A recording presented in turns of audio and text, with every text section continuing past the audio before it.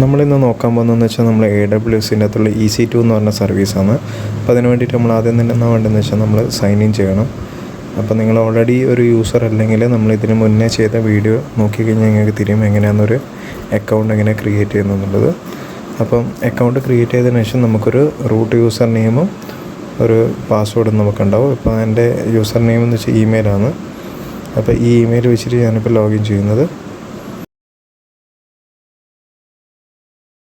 അപ്പോൾ നമുക്ക് ഇതേപോലെ സെക്യൂരിറ്റി കോഡുകൾ നമ്മളോട് ചോദിക്കാം വെരിഫൈ ചെയ്യാൻ വേണ്ടിയിട്ട്.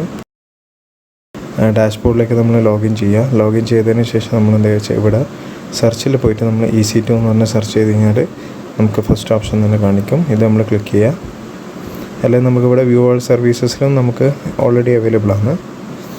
അതിനുശേഷം നമ്മൾ എന്താ വേണ്ടതെന്ന് വെച്ച് കഴിഞ്ഞാൽ നമ്മൾ ഈ ലോഞ്ച് ഇൻസ്റ്റൻസസ് എന്ന് പറഞ്ഞ ഓപ്ഷനിൽ ക്ലിക്ക് ചെയ്യുക.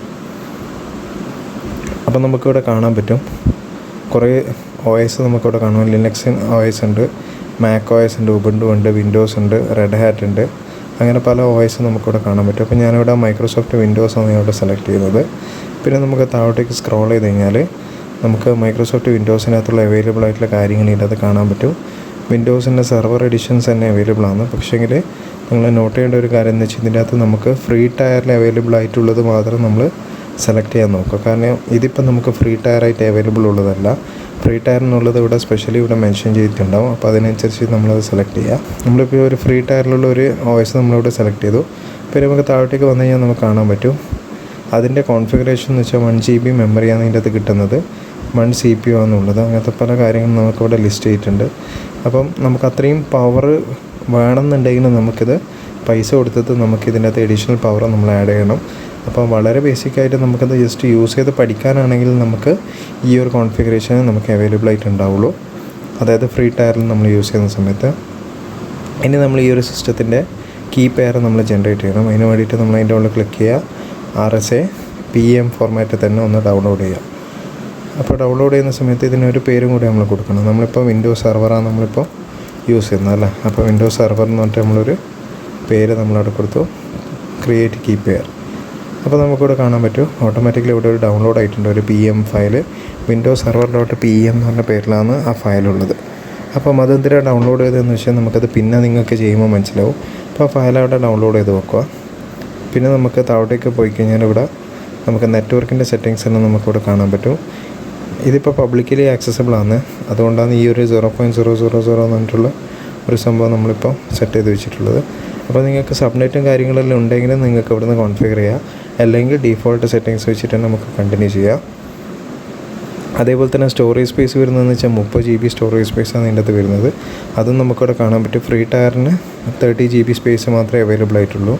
ഫ്രീ ടയർ എന്ന് വെച്ച് കഴിഞ്ഞാൽ ഫ്രീലി നമുക്ക് അവൈലബിൾ ആയിട്ടുള്ള, പേയ്മെൻ്റ് ഒന്നും ചെയ്യാണ്ട് ഫ്രീ ആയിട്ട് നമുക്ക് അവൈലബിൾ ആയിട്ടുള്ള സ്റ്റോറേജും കോൺഫിഗറേഷൻ ഡീറ്റെയിൽസ് എല്ലാം ഇത് പറയുന്നത്.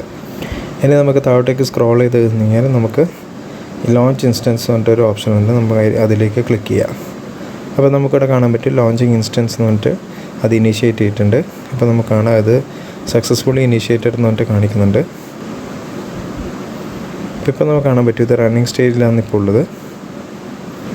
അപ്പോൾ ഇതിൻ്റെ മുകളിൽ ക്ലിക്ക് ചെയ്യുന്ന സമയത്ത് നമുക്ക് ഇതിൻ്റെ ഡീറ്റെയിൽസ് എല്ലാം കാണാൻ പറ്റും. പബ്ലിക് IP അഡ്രസ്സ്, നമ്മളിങ്ങനത്തെ ഡീറ്റെയിൽസ് ഒന്നും പൊതുവേ നമ്മൾ കാണിച്ചു കൊടുക്കില്ല. ഞാൻ പക്ഷേ ഈ ഒരു എക്സാമ്പിൾ കാണിക്കുന്നതെന്ന് വെച്ചാൽ ഞാനിപ്പോൾ ഡിലീറ്റ് ചെയ്യുന്ന ഒരു വെർച്വൽ മെഷീനാണ്, അപ്പോൾ അതുകൊണ്ട് പ്രശ്നമില്ല.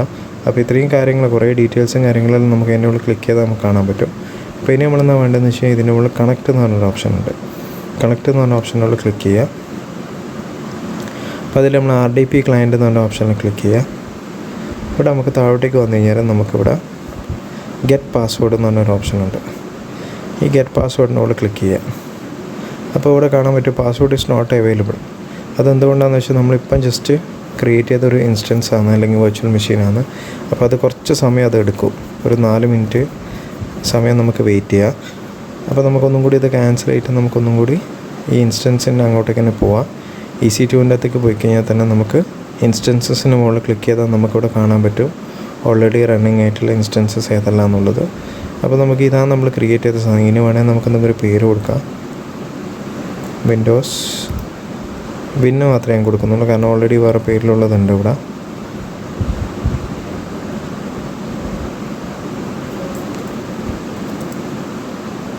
വിന്നെന്ന് പറഞ്ഞിട്ട് പേര് മാത്രമേ ഞാൻ കൊടുക്കുന്നുള്ളൂ. ഇപ്പോൾ വിൻ എന്ന് പറഞ്ഞിട്ടുള്ള പേരിൽ ഇപ്പോൾ സേവ് ആയിട്ടുണ്ട്. ഇനി നമുക്കൊന്നും കൂടി എടുത്ത് നോക്കാം നമുക്ക് കണക്റ്റ് ആവുന്നുണ്ടോ എന്നുള്ളത്. RTP ക്ലയൻറ്റ് സെലക്ട് ചെയ്യുക. താഴോട്ടേക്ക് വന്നു കഴിഞ്ഞാൽ നമുക്ക് ഗെറ്റ് പാസ്വേഡിനോട് ക്ലിക്ക് ചെയ്യുക. ഇപ്പോൾ ഓക്കെ ആണ്, നമുക്ക് ആ ഒരു അടുത്ത സ്റ്റെപ്പിലേക്ക് ഇപ്പോൾ പോകാൻ പറ്റുന്നുണ്ട്. ഇനി നമ്മളൊരു ഫയൽ നമുക്ക് അപ്ലോഡ് ചെയ്യേണ്ട. ആ ഫയലാണ് നമ്മൾ നേരത്തെ ഡൗൺലോഡ് ചെയ്ത് വെച്ച ഫയൽ. ഇപ്പോൾ നിങ്ങൾ നേരത്തെ വെച്ചിട്ടില്ല ഈ ഒരു ഫയൽ എന്തിനായിരുന്നു ഡൗൺലോഡ് ചെയ്തെന്നുള്ളത് ഇപ്പോൾ നമുക്ക് സെലക്ട് ചെയ്ത് കൊടുക്കാനാണ് നമ്മൾ ഫയൽ നേരത്തെ ഡൗൺലോഡ് ചെയ്ത് വെച്ചത്. ഇപ്പോൾ നിങ്ങൾക്ക് കാണാൻ പറ്റും ഒരു പ്രൈവറ്റ് കീ ആണ് ഇപ്പോൾ ഇവിടെ കാണിക്കുന്നത്. ആ പ്രൈവറ്റ് കീ ആണ് നമ്മൾ സെലക്ട് ചെയ്ത് കൊടുത്തത്.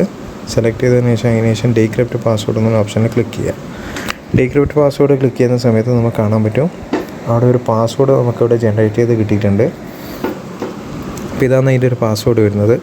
അപ്പോൾ യൂസർ നെയിം എന്താണ് അഡ്മിനിസ്ട്രേറ്റർ എന്ന് പറഞ്ഞ പേരാണ്, പാസ്വേഡ് നമുക്ക് കിട്ടി. ഇനി നമുക്ക് വേണ്ടതെന്ന് വെച്ചാൽ ഇത് നമ്മൾ കോപ്പി ചെയ്ത് വെക്കുക. നമ്മൾ എവിടെയെങ്കിലായിട്ട് നമ്മൾ ഒന്ന് കോപ്പി പേസ്റ്റ് ചെയ്ത് വെക്കുക. അഡ്മിനിസ്ട്രേറ്റർ ആണ് യൂസർ നെയിം. ഇനി നമുക്ക് വേണ്ടതെന്ന് വെച്ച് കഴിഞ്ഞാൽ നമുക്കൊരു IP അഡ്രസ്സിൻ്റെ ഡീറ്റെയിൽസും കൂടി നമുക്ക് വേണം. അപ്പോൾ നമ്മൾ നേരത്തെ കണ്ടതാണ് ഇതിൻ്റെ അകത്ത് പബ്ലിക് IP എന്ന് പറയുന്നത് 107.20.41.212 എന്ന് പറഞ്ഞ ഒരു IP അഡ്രസ്സാണ്. അപ്പോൾ നമുക്ക് എന്ത് ചെയ്യാമെന്ന് വെച്ച് കഴിഞ്ഞാൽ ഈ ഒരു IP നമ്മൾ കോപ്പി ചെയ്ത് വെക്കുന്നു. ഇനി നമ്മൾ നേരെ വിൻഡോസ് മെഷീനിൽ പോയിട്ട് റിമോട്ട് ഡെസ്ക്ടോപ്പ് കണക്ഷൻ എന്ന് പറഞ്ഞാൽ സെർച്ച് ചെയ്യുക. അതിൽ നമ്മൾ ഈ IP അഡ്രസ്സ് പേസ്റ്റ് ചെയ്ത് കൊടുക്കുക. കണക്റ്റ് ഓപ്ഷനിലോട് ക്ലിക്ക് ചെയ്യുന്ന സമയത്ത് നമുക്ക് യൂസർ നെയിം പാസ്വേഡ് ചോദിക്കും. യൂസർ നെയിം നമുക്ക് ഓൾറെഡി അറിയാം, അഡ്മിനിസ്ട്രേറ്റർ ആണ് യൂസർ നെയിം, അഡ്മിനിസ്ട്രേറ്റർ. പാസ്വേഡ് എന്താണ്, പാസ്വേഡ് നമ്മൾ നേരത്തെ ഇവിടെ കോപ്പി ചെയ്ത് വെച്ചിട്ടുണ്ട്. ഇതാണ് നമ്മൾ പാസ്വേഡ് വരുന്നത്. അപ്പോൾ ഈ ഒരു പാസ്വേഡ് നമുക്കിവിടെ പേസ്റ്റ് ചെയ്ത് കൊടുക്കുക. പിന്നെ നമ്മൾ ഓക്കെ ക്ലിക്ക് ചെയ്യുന്ന സമയത്ത് നമുക്കൊരു കണക്ഷൻ റിക്വസ്റ്റ് വന്നിട്ടുണ്ട്. യെസ് കൊടുക്കുക. കുറച്ച് സമയം വെയിറ്റ് ചെയ്താൽ നമുക്ക് കാണാൻ പറ്റും നമ്മളെ വെർച്വൽ മെഷീൻ ലോഡ് ആവുന്നുണ്ട്. അപ്പോൾ ഫസ്റ്റ് ടൈം അത് ഇനീഷ്യലൈസ് ചെയ്യുന്നതുകൊണ്ടുള്ള കുറച്ച് ലോഡിങ് കാര്യങ്ങൾ പ്രൊസീജിയേഴ്സ് എല്ലാം ഉണ്ട്. അപ്പോൾ ഇതിപ്പോൾ നമ്മൾ കറക്റ്റ്ലി നമ്മളിപ്പോൾ സെറ്റപ്പ് ചെയ്ത് വെച്ചതാണെങ്കിൽ നമുക്ക് അതിൻ്റെ സെറ്റിങ്സ് നോക്കിയാൽ തന്നെ നമുക്ക് ഏകദേശം ഒരു ഐഡിയ കിട്ടും. അതായത് ഈ വെർച്വൽ മെഷീൻ തന്നെയാണോ ആ വെർച്വൽ മെഷീൻ എന്നുള്ളത്. കാരണം അത് വിൻഡോസിൻ്റെ സെർവർ എഡിഷൻ ആയിരുന്നു. അതേപോലെ തന്നെ അതിനകത്ത് 1 GB മെമ്മറി ആയിരുന്നു അതിൻ്റെ അകത്ത് ഉണ്ടായത്. അപ്പോൾ അതേ 2 കണ്ടീഷൻ നമുക്ക് ഇതിൻ്റെ അകത്ത് നോക്കാം. അപ്പോൾ ആ സംഭവം തന്നെയാണ് ഇതിൻ്റെ അകത്ത് ഉള്ളതെന്നുള്ളത് നമുക്ക് നോക്കാം. ഇപ്പോൾ ഒരു വിൻഡോസ് മെഷീൻ ലോഡായിട്ട് വന്നിട്ടുണ്ട്. അപ്പോൾ അതിനകത്ത് നമുക്ക് ജസ്റ്റ് സെറ്റിങ്സിലേക്ക് മാറിയിട്ട് ഇതൊരു റിമോട്ട് ഡെസ്ക്ടോപ്പ് കണക്ഷനായിട്ട് വരുന്നതാണ്. നമ്മളെ ബാക്ക്ഗ്രൗണ്ട് വോയിസിനെ ഇത് ബാധിക്കുകയില്ല. അപ്പോൾ നമ്മൾ സിസ്റ്റത്തിനകത്ത് പോയി കഴിഞ്ഞാൽ താഴോട്ടേക്ക് വന്നു കഴിഞ്ഞാൽ നമുക്ക് എബൌട്ട് പോയി കഴിഞ്ഞാൽ നമുക്കിവിടെ കാണാൻ പറ്റും 1 GB റാമാണ് വരുന്നത്, വിൻഡോസ് സെർവർ എഡിഷനാണ് വരുന്നത്, സിയോൺ പ്രോസസ്സറാണ് യൂസ് ചെയ്യുന്നത്. അപ്പോൾ ഇങ്ങനത്തെ കാര്യങ്ങളെല്ലാം കാണാൻ പറ്റും. ഡിവൈസ് നെയിം നമുക്ക് കാണാൻ പറ്റും. EC2 എന്ന് പറഞ്ഞ പേരിലുള്ള ഡിവൈസാണ് ഇപ്പോൾ നമുക്ക് അവൈലബിൾ ആയിട്ടുള്ളത്. അപ്പോൾ നമുക്ക് ഇതേപോലെ തന്നെ നമുക്കൊരു വെർച്വൽ മെഷീൻ നമുക്കിവിടെ ലോഞ്ച് ചെയ്തിട്ട് നമുക്ക് വേണമെങ്കിൽ യൂസ് ചെയ്യാം. നിങ്ങളിപ്പോൾ ഒരു കമ്പനി നടത്തുന്ന കേസിലാണെങ്കിൽ നിങ്ങൾക്ക് ഇപ്പം നിങ്ങളെ എംപ്ലോയീസിന് നിങ്ങൾക്ക് സിസ്റ്റം കൊടുക്കാനുള്ള ഓപ്ഷൻ ഇല്ലെങ്കിൽ ഇതേപോലെ തന്നെ വെർച്വൽ മെഷീൻസ് ക്രിയേറ്റ് ചെയ്ത് കൊടുക്കുന്നതായിരിക്കും ഒരു ഓപ്ഷൻ. നിങ്ങൾക്കൊരു യൂസർ നെയിം പാസ്വേഡും എല്ലാം സെറ്റ് ചെയ്തിട്ട് നിങ്ങൾക്ക് കുറച്ചും കൂടി ഹൈ എൻഡ് കോൺഫിഗറേഷൻസ് ഉള്ള ഒരു 8 GB റാം കോൺഫിഗറേഷൻസ് നമുക്ക് പൈസ കൊടുത്തു കഴിഞ്ഞാൽ നമുക്ക് ആമസോണിൻ്റെ തന്നെ നമുക്ക് വാങ്ങാൻ പറ്റും. അപ്പോൾ അങ്ങനത്തെ കോൺഫിഗറേഷൻ വാങ്ങിയിട്ട് നമ്മൾ ഒരാൾക്ക് കൊടുക്കുന്നതാണെങ്കിൽ അയാളുടെ സിസ്റ്റം ഏതായാലും നമുക്ക് നല്ലൊരു സ്ട്രോങ് നെറ്റ്വർക്ക് കണക്ഷൻ ഉണ്ടെങ്കിൽ ആ സിസ്റ്റത്തിലേക്ക് ലോഗിൻ ചെയ്തിട്ട് അവർക്ക് വർക്ക് ചെയ്യാൻ പറ്റും. അപ്പോൾ അതാണ് നമ്മൾ ഈ ഒരു ഇങ്ങനത്തെ വെർച്വൽ മെഷീൻസിൻ്റെ ബെനിഫിറ്റ് വരുന്നത്. അപ്പോൾ ഇങ്ങനെയാണ് നമുക്കൊരു EC2 മെഷീൻ ലോഞ്ച് ചെയ്യുന്നതും അത് യൂസ് ചെയ്യുന്നതെല്ലാം. അപ്പോൾ ചെറിയൊരു ഐഡിയ നിങ്ങൾക്ക് കിട്ടിയിട്ടുണ്ടാകുമെന്ന് വിചാരിക്കുന്ന ഒരു EC2 സർവീസ് എങ്ങനെ യൂസ് ചെയ്യുന്നുള്ളത് ആമസോണിൻ്റെ അകത്ത്.